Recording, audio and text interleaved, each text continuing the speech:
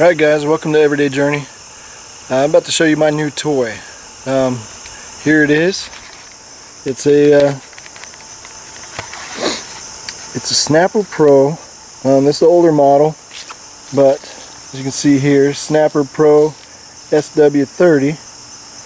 I think they got the SW35s now. This thing is pretty nice. It's got the 52-inch deck. Of course, I think they come standard at the moment with, I think it's 23 horsepower, maybe 21 horsepower, but this one has 19 horsepower, Kawasaki engine, FX600V, as in Victor. I've been using this thing probably about 2 weeks now, and you know, I kind of like it. It's got its good things to go with it, and it's got its bad things to go with it. I got this one used. I had to drive all the way to Nashville to go pick it up. Of course, the person that had it, you know, took very good care of this thing. I haven't noticed anything wrong with it at all, except for a small little leak. Looks like maybe a hydraulic leak, maybe an oil leak, but it's very small. And this over here, somebody, you know, they've hit something with this and caused it to split, but you know, it still works for its intended purpose, and I really don't want that on there anyway. I want to put a chute blocker on there. But I guess the other thing I don't like about this thing is one, unlike my other mower, this one's only got one fuel tank. I think it holds about 5 gallons, which is quite a bit. You know, I can go quite a ways with it. And the other thing is the pull start. You know, that's got its pluses and minuses. I've got an enclosed trailer, and to try to pull that inside the trailer, which I don't have to do. I can disconnect the hydros and just pull it out and then start it outside the trailer. But normally I just start it in the trailer. It pulls in the first or second pull. It'll start up. It's kind of hard to get used to versus my other one. This has got the handles that actually go out, unlike the new ones that go in. I think that's the DD designation on their model, that has the handles sticking in, you know, going in or up and in. This one doesn't have an hour meter, but just looking at it, I could tell that it was very, very, you know, not used very much at all. And let's see. Oh yeah, the controls. You know, they're, like I said, they're a little hard to get used to. You know, you got to keep one hand on them all the time. So in order to speed up, you have to push this lever here, and actually that's to go forward at all. And so whenever you push that, you know, you have to let go of one of the handles. Well, if you're already going and you let go of one of the handles, you know, it may try to veer to one side because, well, you have to let go. And they kind of act as a brake in a way. Whenever you pull back on the handles, it slows it down. If you're going forwards anyway, it slows it down. I do like the parking brake on it. It's a lot better than my other one. My other mower in the trailer will slide around, and granted, it probably just needs to be adjusted, but it's you know, it's something I haven't done yet. It's kind of annoying because I've had it slide up and actually hit some of my other equipment. The other thing I don't care for too much, versus my other mower anyway, is how you adjust the deck height.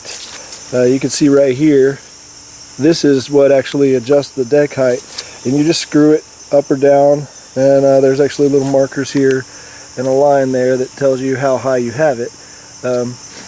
And it just seems to be kind of sticky, and you know, especially whenever you're cranking it up. So, you know, and this has just been through services. It's got greased up and everything, so it should be a lot better than you know, after it gets all dirty. But you know, it is what it is, I guess. But it still works. I really bought this thing because here in Tennessee we got hills, and the hills are, you know, my zero turn really doesn't do well with the hills. This hill right here specifically, you know, if you're trying to go forwards down this hill, I've slid down this hill before, all the way down, and you know, it keeps going down into the woods. if I didn't hit a tree or something like that, it would just keep going all the way down to the bottom. This one right here I thought was going to solve my problem. It does somewhat, because I can just step off, and yeah, the mower will go down the hill, but you know, it's better to be safe. My other one, it would be difficult to jump off of that if it got going, especially if it started turning sideways and trying to flip.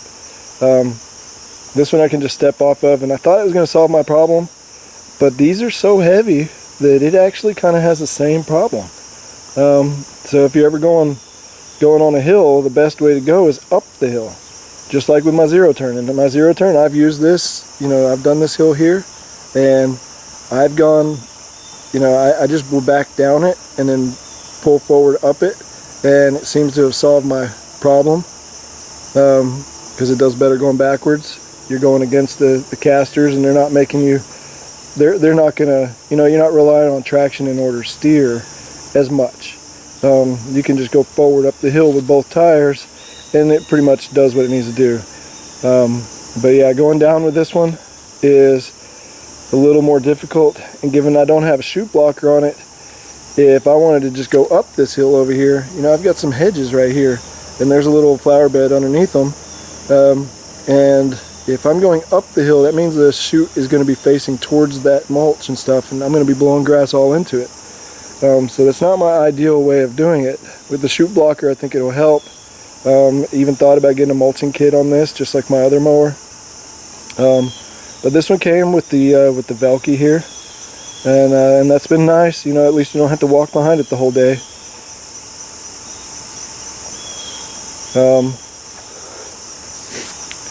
I think the only issues I've had with this so far is, I did get it to where it was sliding down sideways, kind of down a hill a little bit, and I ended up having to stop where I was, put the emergency brake or the parking brake on, and then I actually went and hooked up my truck to it and pulled it out of that area, and then just weeded that area. And then I don't know if it was probably part of it. It probably got caught. There was a branch underneath there. It probably caught on the belt, and caused the belt to pop loose on the deck, your drive belt. So I had to, quickly fix that. It was really quick. I just used a ratchet strap and hooked onto the spring and pulled it back where I needed to and put it back in place. So I think I probably spent maybe 5-10 minutes fixing that. So, but it doesn't seem to have any damage to it at all. So and I haven't had any issues since. So, but this is nice. This is my new toy. It definitely works good as a backup, and being that it's different, it's got its advantages, and I can use it like specifically on this yard where the front yard is very, it's all hill and it's all slope. I've used this one on it, and it doesn't seem to slide as much. When it starts to, I kind of just step off of it, and when it doesn't have my weight on it, it seems to do a little better. But yeah, I brought it for this yard specifically because, well, it's just better. But having a backup, you get to the point where you have too many yards, push mower is just not going to cut it. And I've push mowed this yard before, because my other one was messing up, and now I've got a backup, or the other one's a backup, whichever way I want to go. But one goes down, I can use the other one, and just keep going. So maybe in the future, I think I'm going to just make myself a cover for this deck, and I may or may not get mulching blades for it. I may get them anyway just to see, but I'll probably make myself a cover, and I'll even let you guys in on how I make it. So maybe you might do the same thing in the future. So anyway, I'm going to get back to mowing. Just thought I'd show you guys this.